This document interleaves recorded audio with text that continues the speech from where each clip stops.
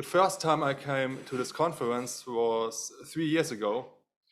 And when I came to the conference for the first time, I was in a really low state of mental well-being and general health. Back then, I was going through a phase where a lot of memories came back about a car accident in that I was heavily injured and almost died a few years ago when I was 22. And those memories would be about the near-death experience, about out-of-body experience, about the pain that I felt on a physical and emotional level, and also the pain that my parents and my friends felt at this time. And I also worried a lot, that this event in the past will have an everlasting effect on me and that I'm kind of doomed forever because of that. And worried a lot about the future attached to all of this. So yeah, this was the basic setup, how I came here. And the first talk that I heard on the conference, quite ironically, was called Never Broken, Nothing Lacking by Bill Pettit. And that was pretty much the opposite of how I felt, because I felt broken. I felt that I'm not able to recover. And I remember that at the beginning of the talk, my intellect got really loud and told me things, well, what is he talking about? That's really special, that's unique, that's different from what he's sharing, and all of those things that our intellect likes to tell us. And somehow, at one moment, I got quiet enough to have a first insight of this could be the truth. And then later on, this became bigger and bigger throughout the whole conference. And yeah, I left the conference with a completely different state of being, with a very happy state of being, with a really lighthearted state of being. And like this, I came back to Berlin and saw the therapist that I was working with at this time, and he couldn't understand it at all and labeled it as spontaneous healing. And I was fine with that. And I just knew that there's more to it. And I stopped working with him and started working with Bill and went through many, many more doors of insight that really, changed and enriched my whole life. And also changed and enriched the life of the people I have been working with since then. And for example, a young woman in Zurich shared with me that through falling into this deeper space, she was able to see her own soul for the first time, her own essence, and also all the clutter that was layered around it.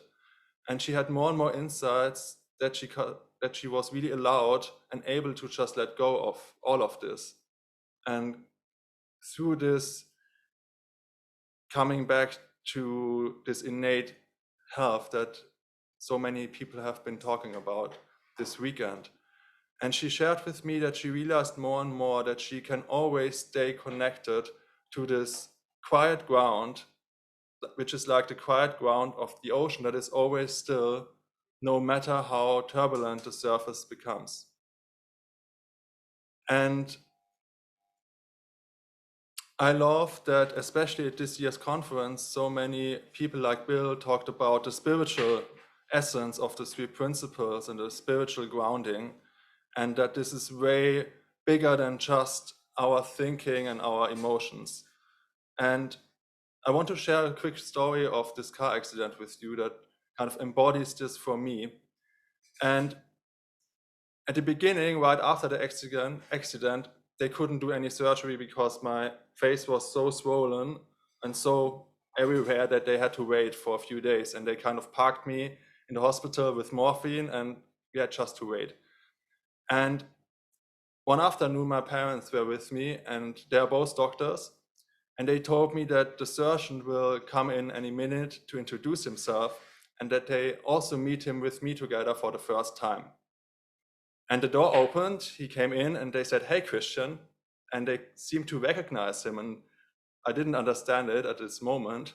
And later on, they explained me that they indeed recognized each other because this guy was an assistant doctor at my parents 30 years before this accident. So they kind of set him up to save my life 30 years down the line, which is still mind-blowing to me, and just shows me how way beyond our own intellect and our own imagination this intelligence works and is always working, even without us controlling or planning this, right? And another point that really struck me was when the Chipmans talked about, if you're not happy, what's the point? And that's definitely something I also took away from this car accident. But without the principles, I wasn't able to access this consistently. And I would beat myself up if I wouldn't do that, and would think, well, I had this crazy experience and I'm so lucky to be alive, and now I'm here beating myself up and going down and down and down, right? Because I'm just creating more and more thinking around all of this. And the principles really gave me this big gift of understanding how it works and accessing it more and more, and being happy and content on a really less interrupted time frame, you could say. And a metaphor that I really love is that we are all like a big and deep and vast ocean, and that we innocently, by ourselves, through education, through our upbringing, create more and more little icebergs on this big ocean. And that those icebergs can become bigger and bigger through our lifetime. And they might become so big that it gets really hard to navigate this ocean. We might even think we don't have any room anymore to navigate. And what I did for a long time was this attempt of, changing my thinking, changing my thoughts. And that worked a little bit, but I also saw through the principles more and more that this is a dead end. Because as Sid says, you will analyze yourself forever, never finding an end. And in this metaphor with this icebergs, it's a little bit like trying to destroy these icebergs with a toothpick, and it's like a never-ending project. And when you're done with your own life, you can start with past lives or generational trauma. So I'm not sure if this is like, it's just a dead end. And for me now, it might make so much sense to, work on the level of being and raise our own frequency, like raising the temperature of the water, and then these icebergs will melt as a natural side effect of that. And seeing that thought is neutral, for example, and that we can choose which thoughts we give power to, is so much more powerful than changing the content. And what's even more powerful in my experience are deeper and deeper own realizations inside about our spiritual nature, and how, as Sid says, our spiritual nature is connected to everything else, to our psychological nature, to our physical nature, through everything. And yeah, as Dickens said this morning, accessing this one heart more and more and living out of this more and more is the most profound change that I saw for my whole life, and also for my clients. And of course, sometimes I'm forgetting about it. And I think that's just part of the process. And what I know now is that it's definitely possible to be happy and content and joyful no matter what happened in the past or what will happen in the future. And that it's also possible to be happy now and at the same time have a bigger vision for projects or for our future, and be in this energy where both is present. And for me, it got more and more clear that what I'm doing is about contributing to a raise in consciousness that's so high that discrimination and exploitation of people and nature will stop as a side effect. And I really see this in the principles, and that it's going beyond my own being and my own, all-day life business. And yeah, I wish you one thing. I wish you that you don't have to wake up in your own blood at -10 degrees next to a road to realize that you have pushed away your own inner guidance and your own dreams for way too long. Thank you.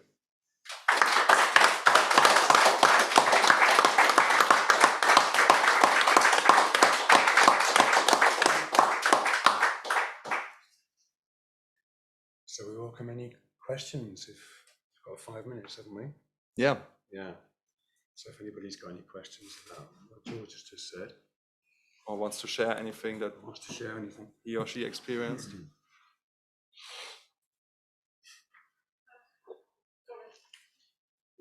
Want to? You can start. Yeah, thank you. Thank you. Just wondered if you could say more about that happy, content, and still.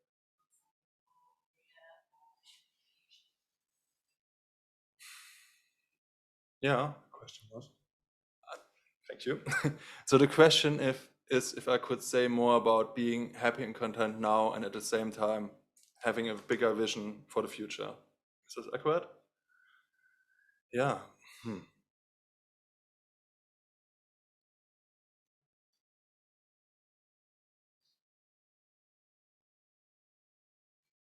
So for me, it really starts with being happy in the now and accessing this more and more and learning to ride this bicycle, so to speak, more and more. And when the more and more you learn this, and in my experience, the more and more I went through being happy, being not happy, having an insight and being happy again, being not happy, having another insight, the more consistent this got, and the less the time was where I was not in this state. And it still happens from time to time. And as Bill shared this morning, our alarm system gets more and more precise, and we catch ourselves faster and faster, not being in this nice and lighthearted feeling. And I would really, really focus on that first. And when you are more and more solid riding this bicycle, then you can start to think about different things. Or when you know how to drive the car, then you can start to have conversations while you do it. You can listen to music while you do it, and you can just keep on driving this car while you do other stuff. And then for me, it really makes sense to also reflect on vision. And for me, a vision is not something that I'm making up in my intellect. It's something that's also coming through inside. And I love this quote that actually Bill shared with me of Albert Einstein, where he said, "I think 99 times and I find nothing. I swim in silence and the truth comes to me." And we can use this for everything. And I, for me, use this when I write music. I use it when I write books, or you do, and everything I'm doing, I know I can utilize this and let the answers come to me. And in reflecting on what tool am I in this universe and how is this tool best used, which is a nice way of thinking about vision, in my opinion. This got more and more clear to me for now. And I can also look back and see how the things align that I have done until now, and how I can use the skills that I learned on the way for things that happen in the future. So it's really a journey. And I love this concept of the hero's journey, which is about, that somebody analyzed a lot of big journeys like Ulysses or Star Wars or all the big tales that people tell each other. And I want to focus on the last bit of this journey for now. After the hero went through this inner transformation on this whole journey, which is that's the actual treasure. Everything else in the outside is just like was maybe necessary for him to start his journey, but his inner transformation is what it's about. And when this hero comes back to his hometown, to his friends, to his family, the hero is not keeping that for himself or herself. They start to share it with others, and they use it for everybody's higher good, for more well-being, for more whatever. And for me, it just makes sense to have more and more clarity on how I can share what I have for others. Does it make sense? That really answers, to be honest, I was going to ask. Okay, perfect. Cool. Thank you, guys. Hi, my name's Al. Or Al.